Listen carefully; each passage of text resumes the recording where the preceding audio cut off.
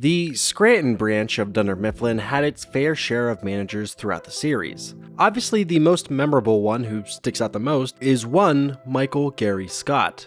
And despite what you think of him, or the show at large, you absolutely cannot deny that the show was forever changed after Michael's departure. Even people who haven't seen the show can easily point the character out through the various memes of his funniest moments. And despite the show's many attempts at replacing him, it seems like they just weren't ever really able to find someone to fill that hole. That's what she said. And while some characters and the changes they go through are pretty universally disliked, I don't know if there's a more polarizing choice for manager or boss than Robert California.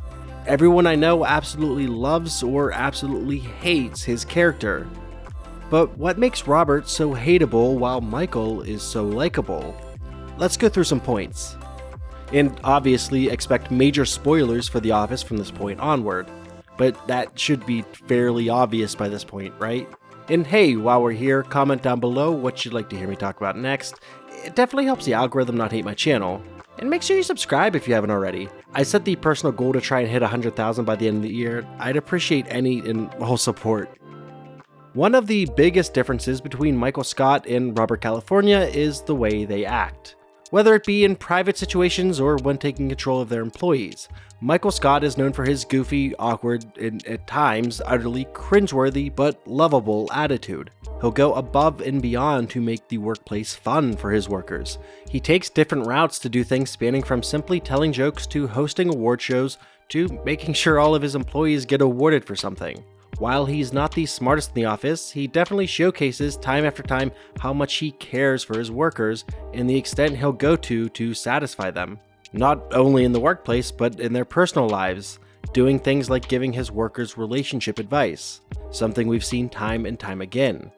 In his eyes, the Scranton workers aren't just employees, they're family. They're like his children who all grew up and married each other. Robert California, on the other hand, has the brains, but not so much the heart. Robert California gets what he wants. He's not afraid to manipulate his workers, as shown by what he did to Packer after the Sabre store failed. Where Michael Scott is loved but often looked down on by his employees, Robert California is feared and mostly respected by his employees. But I think the best example of how they're viewed by and view their employees is Aaron. Michael steps in multiple times as a surrogate father figure for Erin. He gives her advice, maybe some of the only good advice we've ever seen him actually give. He treats her like a daughter, which may be the first time she's ever had that experience. On the other hand, Robert California, at the first chance he was given, got Erin absolutely hammered and seemed to be trying to take advantage of her. Another big difference between the two are the things they hold dearest. There was little to nothing Michael loved more than the office he worked at, his employees, and his employers. Throughout his time on the show, he made that abundantly clear, going to all sorts of measures to make sure his crew was happy, once again, not only during their work hours, but in their everyday life too. While there are a few rare moments of selfishness from Michael in terms of career, Michael's sabotage of his and Jim's promotions immediately coming to mind, he still has his employees' well-being in mind. He even routinely goes out of his way to help his superiors whenever he's able. There's not a lot Michael wouldn't do for David Wallace, aside from investing in Suck It, that is. Robert California, on the other hand, had intentions solely based on the well-being of himself alone. He's not afraid to throw somebody under the bus to save himself. Again, like Packer in the Sabre stores down in Tallahassee. Not to mention the very first thing he did after being named manager was drive to Tallahassee and convince Jo to give him her job. CEO. That's something that basically no one, Michael Scott included, would be able to pull off. To sum it up and put in simpler words, Michael was loyal to the company, Robert California was loyal to himself. Speaking of which, let's see how these two directly affect their employees. The most obvious way is in willingness to fire someone if need be. We've only really seen Michael fire one person in the series, sweet baby boy Devin. And even then, it was only after he was forced to and Creed convinced Michael not to fire him. Michael even went out of his way to get Dwight his job back at Dunder Mifflin after he quit to protect the secrecy of his relationship with Angela. On the other hand, Robert was moments away from firing Dwight and pinning the failures of the Sabre stores completely on him, and he definitely would have if Jim hadn't physically forced Dwight to miss that meeting. But I don't know if there's a better example of the differences in their leadership styles than in how they inspire those who work beneath them. Michael, despite being a lovable goof, somehow manages to inspire his employees and give them the necessary space in order for them to effectively work. It may not look like it, but Michael's a strangely competent manager in that regard. But with Robert California, what little leadership we see from him really boils down to telling Andy that he needs to increase sales an absolutely insane amount. And Andy even goes to some incredible lengths to meet that request. But it's still not enough. And when Michael was manager, there was more room for them to goof around. Under Michael's leadership, Jim pulled a number of pranks on Dwight. It's one of the most iconic aspects of the show. There are even times where Michael would know about the pranks and on rare occasions maybe even be in on it.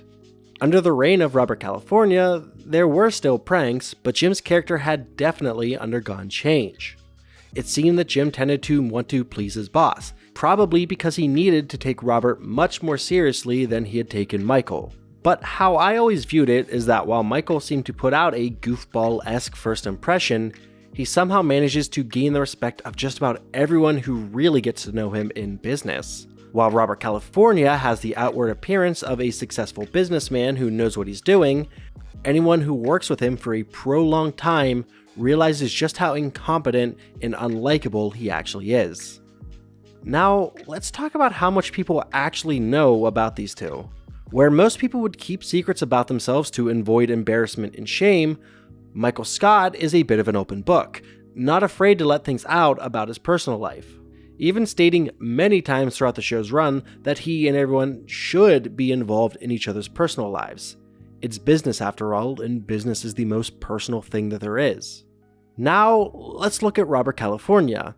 While the employees of Dunder Mifflin think they have a good amount of information to work with, when Andy attempts to get his job back by stealing one of Dunder Mifflin's biggest clients, Robert California snaps and lets Andy know that he doesn't even know his real name. He calls himself the Lizard King, a nod to the late Doors frontman Jim Morrison. Secrecy was a big thing for Robert California. We didn't really ever see below the surface with Robert California because I don't think there was anything below the surface. We would rarely, if ever, see or hear Robert say anything about himself that seemed genuine, but with Michael, it was much more likely for him to just blurt something out. It was, of course, also more common for Michael to let something secretive out by complete accident, such as his trip with Jan. Robert California was much more tactful with his secrets. Most of everything that was known about Robert California was told by Robert California, and because of this, we actually know incredibly little about who or what Robert California actually is. Robert California was a very strange addition to the show. He seemed to become a part of the series to really exemplify just how wonderful and great Michael actually was for The Office. And both of their character arcs come to a head in similar but incredibly distinct ways that are incredibly fitting for their characters. Michael finally gets the family he wants. He leaves the office on incredibly good terms with everyone and with everyone's ultimate respect. Robert leaves for Europe, somehow scamming his way into a position where he gets to be creepy over there and gets paid to do it.